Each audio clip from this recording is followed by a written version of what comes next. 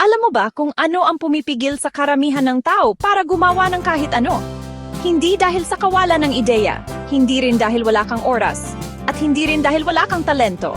Ito ay ang paniniwala na kung hindi magiging kahanga-hanga ang isang bagay, hindi na sulit gawin.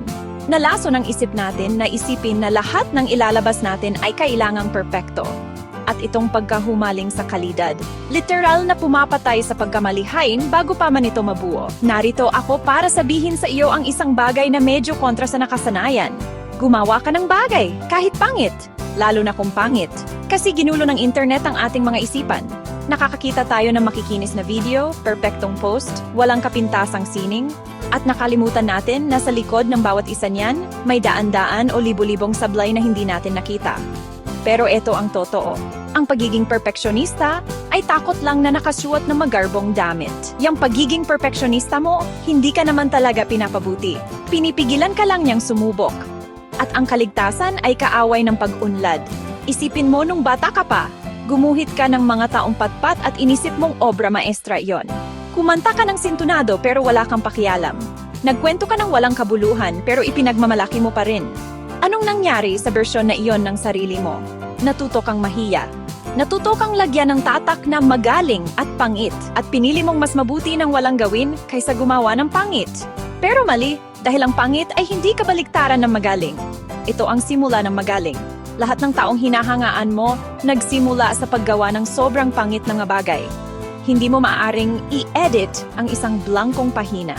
Hindi mo maaring pagbutihin ang wala.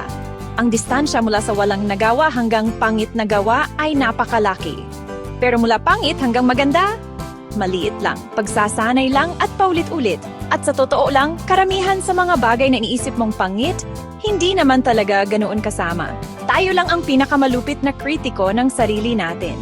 Ang pangit mong sining ay maaring magbigay inspirasyon sa iba. Ang napaka-pangit mong sulatin ay maaring magparamdam sa iba na hindi sila nag-iisa. Maraming sikat na likhang sining ang ginawa ng mga taong akala nila wala lang. Maraming matatagumpay negosyo ang nagsimula lang bilang mga proyektong pampalipas oras. Maraming makabuluhang relasyon ang nagsimula sa alanganing usapan. Hindi mo maaring laktawan ng pangit na yugto. Hindi ito opsyonal. Lahat, at ang ibig kong sabihin ay lahat, ay kailangang pagdaanan ito. Ang tanging paraan para makalabas ay ang pagdaan dito.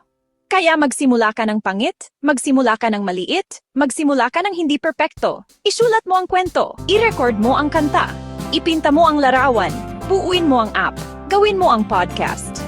Ano man yan, gawin mo ng pangit, gawin mo ng mabilis, gawin mo bago mo pa makumbinse ang sarili mong huwag na lang.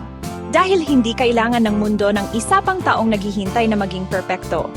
Kailangan ng mundo ng mas maraming taong handang sumubok, handang mabigo, handang gumawa ng mga pangit na bagay sa kanilang landas patungo sa paggawa ng magagandang bagay.